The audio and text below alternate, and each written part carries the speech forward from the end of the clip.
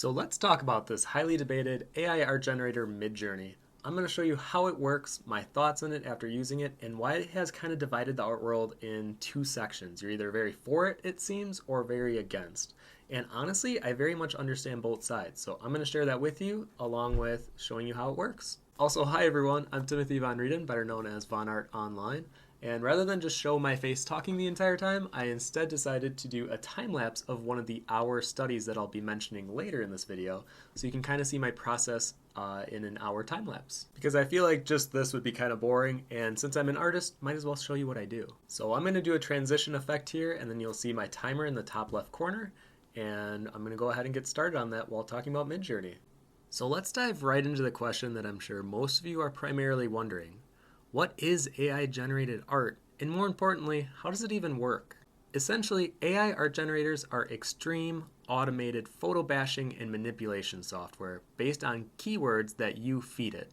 So if you tell it to do a purple wizard, it'll give you some crazy distortion view of what a purple wizard it thinks is. It will pull from millions of images across the internet to create something entirely new yet familiar. It will end up being eerily similar to what you typed in. So in this video, I will be showing off the AI art generator Midjourney, which is the most popular one, but there are plenty popping up like wildfire right now. Some of them you can even submit images to work off from, but I haven't even had a chance to play with those yet. So anyways, I was given an invite by one of my friends to try Midjourney out after they saw I had a very strong initial reaction against it. I think they just wanted me to try it out to at least have a better understanding of what it is. So here I'm going to show you how it works. So let me take you through an example together. And as of this recording, it's still an invite-only software. And once you get in, you're limited to the amount of renderings you can do. And from there, you can basically buy a subscription. I think it's a $10 and $30 one at the moment. And that will kind of extend the amount of times you can play with the generator. So I'm going to put a pause on this drawing process, but then I'm going to get back to it after I show you an example of working with Midjourney. I was also very surprised to hear this was a Discord bot input generator, but after joining in, it started to make sense. So let me take you through an example together. So this is the main Midjourney Discord, and you can see that there are a bunch of threads where people are submitting countless thousands of images per day. And what's interesting about this though is you can see what people are typing in and the results that they're getting. I've definitely been inspired by what some people have been inputting and then taking some of those results for myself, especially when you see people inputting certain artists and then seeing how it generates images based on those artists. But anyways, this can get a little overwhelming, so you can also buy the Midjourney software for a private Discord, which I did, and that way you can just generate your own ideas. So I'm going to take you through an example of how this works. So basically, you're having a DM with this Midjourney bot, and you type in imagine, and then from there you can type in basically whatever you want, whatever your imagination can think. But I'm going to stick to the theme that I've already been doing with these sorcerers. I'm going to do Scarlet Moon Sorcerer character, and then I usually do a period to kind of separate the thoughts, and you don't have to put in almost anything after that, to be honest. You can just do Scarlet Moon Sorcerer character, but if you want there to be a specific style or influence, then that's where you start typing in some artists. So I'm going to type in some of the ones that I like, some of the ones that Josh actually recommended me to put in. And what's crazy is each time you type in different artists, you'll get different results. And I'm just typing them in manually to kind of show you how this works, but normally I'm just copy and pasting. And it's funny, I usually do put the trending on ArtStation. I do see that creating better results. But you can also change the aspect ratio by changing the very end of what you type in. But I'm going to stick with the square format on this one. So once you have it all listed out, you click enter. And what's crazy is it'll work pretty fast. And what it's going to do is it's going to process 4 different thumbnails essentially for you to pick from. But from here, you have to decide if you want to do variations of those thumbnails or if you want to upscale them. So you'll kind of see here the different buttons that you can push. So U stands for upscale, V is variation. So on this one, I really liked the second thumbnail. So I was like, okay, I'm going to upscale the second one. And then this was the result from upscaling. And if you want to do variations, it'll give you very similar kind of compositions and pretty much very similar to the original one that you had. And I'll show you an example with the Scarlet ones once it's done. I call it cooking or baking. So right now it's 83%, 96. And once it's finished cooking, then you can essentially look at the thumbnails and decide from there. Okay, so out of these four, let's see. Ooh, I think 1 and 3 are very interesting to me. So I'm going to upscale 1, and I'm going to do variations of 3.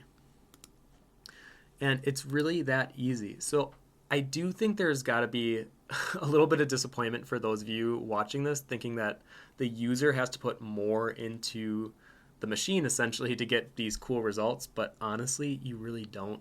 And that's like the scary part of this software is it's so powerful, but on the other hand, it can be a tool essentially for artists that don't really want to put the time and effort into making art, which can be disappointing because a lot of the art making process is kind of injecting your soul into the work. Ooh, okay, so this one cooked. I think 3 looks interesting to me, so I'm going to upscale that one. And this one's currently in the oven, and already, I mean, look at how gorgeous some of the color palette texture rendering is. It literally is something I can play with for hours on end because it's limitless. And we were making a game out of it one day where a bunch of us were sitting on the couch and we airdropped it to the TV or airplayed it to the TV. And we were just all kind of like a game show being like, okay, we're going to get variations of 1 and 3. We want to upscale 2, 3, and 4. And then we would type in different things. It was really fun. It's kind of like a fun communal game if you do it that way. So this was the result of the upscaling. And obviously the faces are always a little off in Midjourney. And I think it's becoming very obvious when people post Midjourney work. You can kind of see it on your feed of, that face looks really bad. It's usually an AI art generated face. But it's so interpretive that that's what I like about Midjourney so much is everything is, for me, more of like a thumbnail that you can work off of as an inspiration. And then once this one's done baking, I will then go back to the time lapse. But essentially, this is working with Midjourney. And, oh, it's done baking. So even like this, okay, you have this character in the foreground. What is this crazy moon empress kind of spiritual, ethereal creature in the background? Like that's where the inspiration comes from for me. So that is essentially Midjourney in a nutshell. And maybe some of you are disappointed by how easy it is, and then others, I don't know, might be more inspired by how easy this is. So either way, it's up to you on how you want to use it. Okay, so now I'm going to bring that drawing time lapse back. But if you just watched that Midjourney example and you're like me, you may have found that both fascinating and terrifying. And I totally understand and resonate with the conflicting thoughts. So let's take a look at both sides of this debate, starting with the fears and concerns. My initial reaction a few weeks ago to this was not a good one at all. I was extremely turned off when I first saw that a new artist I was following was actually just posting their Midjourney creations. It really bothered me, to be honest, like I was tricked or something for liking the results without knowing it wasn't even done by their hand. I also felt threatened by the software, especially as a pencil artist, feeling that people will start bypassing the actual journey of making art and skip right to the destination. And this also raises other questions like, is this even art? But before I could even sort my thoughts out on AI art, I had to kind of redefine what I valued about art in general.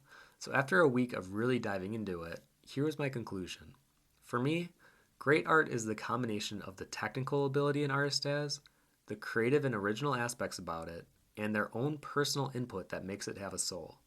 I believe that all 3 of these aspects are showcased in the process of making art, and without it, you're just ending up with aesthetically pleasing visuals, but sometimes they just feel hollow and empty. And what's really interesting about this is how it's created this very distinct division between the art world. On one side, you have a bunch of artists that are over the moon with the possibilities that this creates. But then I have art friends on the other side that want to just give up making art entirely because they don't see the longevity in working by hand anymore. And it's kind of understandable considering how much time it takes to create an illustration, especially if you're working with traditional mediums, and then you compare that to the 60 seconds it took to create one of these Midjourney illustrations. So let's break it down on what the 3 biggest concerns are that stand out when talking about AI-generated art. The first one is that this will most likely replace a lot of concept art jobs for character and environment artists in the entertainment industry. The second is that a lot of people see this as a copyright issue without any repercussions. And the third is that this is frankly just killing art and what it represents as we know it. And should we even be calling this art? The official definition of art seems to think not, and I kind of agree. Without the human element of application through skill, I personally do not consider AI art art. I don't think this should be replacing the process of creating art, but I will talk about how it can be used within your process to inspire you, but that'll be later on in this video. I definitely don't think, though, that people should be defining whatever they're creating with these AI art generators as their own art. Now, art is obviously subjective, and each of you listening will have a different definition of what that means, and I'm not going to be pushing my opinion on it as fact. Art will always be defined through the eyes of the viewer, because I've been told that the same concern came up when the camera was invented, and the same thing with digital art. I feel like this might just be another one of those cycles that we're going through, but this time it's with AI art. So instead, I'd rather focus on the first two concerns. Without a doubt, this will have an impact on artists working in the entertainment industry, such as films and games. Jobs will certainly be replaced, or downsized at least, as why have a team of 30 work on an environment or character concept when you can have a handful that can just edit and paint over the results in a fraction of the time? This may also bleed into other areas of our world that may be smaller in size, like book covers, poster makers, etc. This makes me pretty uncomfortable, especially since I went to school for game art and design, and I have a lot of friends working in the industry, so I'm still not sure how they will be affected by this. So out of the three concerns, I think this is the most realistic one, and I think the one that will hit home the most. I think a lot of people may lose their jobs, and especially as we see the world become more automated, I certainly did not think art would be one of the fields affected by it, but here we are, and I do think that we have to kind of prepare ourselves for it. The other main concern I see talked about right now is a copyright one, because doesn't this infringe upon the rights of artists that are being inputted into these generators without their permission? Unfortunately, this will most likely fall under fair use, as it is transformative without being purely derivative. My favorite film reviewer, YMS, has a great video that goes further into detail about the difference between copyright infringement and fair use. I'll link it in the description below if you're interested. But basically, because the generated images are so transformed from the original images they are being referenced from, there's no way of tracing back to the original source, and hence why this gets so messy. And some of my art friends argue that this has already been happening in the art community for years. Heck, there's even books on it. So at what point does changing the original works enough become different in the eyes of copyright? Well, often it comes down to a case-by-case study.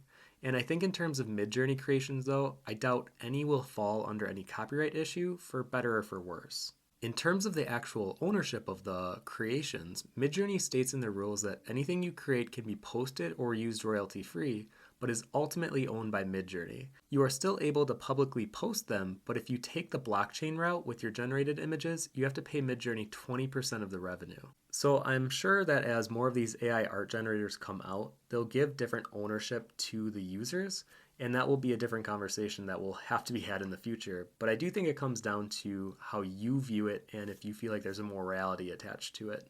So do you feel like it's right for people to be creating these images and then labeling it as their own work? Or do you feel like it should still be given all credit to the AI generator that was used? Either way, there is a lot to unpack and digest for sure, and I'm sure there will be further concerns past the one I even mentioned. But now let's take a look at the flip side of all of this. Why is this so fascinating and inspiring to so many other artists? And to be clear, I've talked with a lot of artists at this point on this issue, and I've been curious seeing how polarizing this has been. My art friends that enjoy playing with Midjourney, though, absolutely love it. And I've heard the counter to it as well, that this is a tool meant for lazy artists or those trying to get ahead quickly. And I must admit, those initial 2 weeks after I learned about Midjourney, I felt really defeated and frustrated. But in that haze of me trying to figure out my feelings about it, I was given an invite by one of those art friends that had been rejuvenated by the software to at least test it out and pull me out of the dumps at the time. So I decided to hold judgment and take a purely experimental journey to test it and explore what it's capable of. And within a few hours of playing with it, I can't deny its potential and how much fun I was having using it. It truly feels limitless in the subject matters and style that you can create, on top of being a fantastic tool for referencing when it comes to color palettes, compositions, textures, and everything else that makes the final results appealing to the eye. So let's say I want to explore the concept of a moon sorcerer like we did earlier. Well, within an hour, it could spit out so many interpretations and results that it will no doubt be inspiring on some level to me. And I would certainly use this to test out different layouts and thumbnails for me to engage my own imagination with. And from there, since I primarily like working in fantastical worlds, I can explore mermaids and witches, creatures, all in different styles, color palettes, environments, aspect ratios, whatever it is. So for me, it truly is an inspiration generator. I believe this can be, and really should be, used primarily as just that, an inspiration generator. Similar to creating a Pinterest board, but now with images that you generate. And I'll post a link below to my own generated Pinterest boards from the results, as I want to share with anyone else that may be inspired by them. But don't get me wrong though, I am not claiming these as my art. I see them just as the results generated by Midjourney. So while this is an amazing tool to be used by artists, I can still see it as just that, a tool. And as with most tools, it is meant to simplify a process, and as I mentioned earlier, I'll share how that has helped me out as a traditional artist. But you may be wondering, how can you even use this in your process if you're not going to be painting over them or just manipulating them enough to slap your style on top? And that makes sense, especially since I'm mostly a pencil artist. But the way this last week has gone, I would have never imagined how much it has changed my flow in working. Initially, I was just heavily inspired by the textures in a lot of my results from Midjourney, and I wanted to incorporate more interpretable elements into my designs again. My favorite films and concepts are often vague and open to the viewer's interpretation, so why wouldn't my art reflect that in some way as well? The first thing I noticed was how much faster and efficient I was while working on my latest tarot card illustration, the Knight of Cups. I typically work an hour every workday on each card, but something was different going back to working on this card after 3 weeks of back-to-back conventions and playing with Midjourney along the way. I was looser with my pencil strokes and bolder in my mark making. I was much faster than the previous pace on this card and was surprised when the hour was up. And you can see the difference here from the before and after. But what does that have to do with Midjourney, you may ask? Well, after seeing this and being low-key blown away, I wanted to continue this momentum. So every morning for a week, I set my timer for an hour and used some of my generated images as references for the base of that drawing. I primarily looked at the shapes, compositions, and textures that spoke to me and saw them as a foundation to draw inspiration from. Within those hour time segments, I was moving quick and with a confidence that seemed to escape my hand long ago. And I was also very rash, but actively engaging with the piece and how it was evolving in real time. And the time lapse that has been going on during this video was the last one in the week of these hour experiments I've been talking about. And here are the remaining 4 daily sketches with the inspiration image placed by its side. You can definitely see where the inspiration was and what elements I chose to include in my own drawings. I found this to be very similar to how most artists look at references of models, environments, Pinterest images, all while working on their own art. But now you can literally create your own Pinterest boards to reference from. So this is how I'll definitely be using Midjourney moving forward. And I'm surprised by how much this has altered my process already, and I feel more confident and bold while still being loose and adaptable in my work. And to those who hear all of this and are still afraid and concerned about the impact this will have, I would be lying if I said I wasn't also a little worried still. But I can say we recently did a few shows and the response to traditional hand-drawn art was amazing.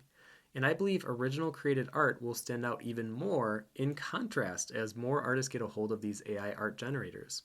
I still believe people want to engage with the soul of a piece created by another person. Of course, there will be plenty of people that are just looking for something aesthetic to hang on their wall, but I found that a lot of people still wanted to engage with me on the stories behind the work, knowing it was drawn by my hand. There is, and I believe always will be, an appreciation for the time, energy, and thought put into the process of art making. And obviously, this is just my own opinion on it, but the way that I've been seeing the direction go, this is how I feel it's heading. And I hope this helps lessen that fear, even if just by a little bit. All in all, I think this is one of the most powerful tools given to the art world, and I would put it right alongside the camera and digital art. It's still so new though that I'm curious to hear your thoughts either way on it, And I totally understand both sides with the concerns and the fascinations, and I'll be on the watch to see how this develops in the coming months and years. Big shout out to those who shared their thoughts and concerns on my Instagram post about this, and I'll continue to share my own thoughts as we see changes. Hope this helps give some deeper insight, and be sure to catch one of my weekly Wednesday live streams if you want to ask a question live about this topic. As always, thanks for listening and take care, everyone.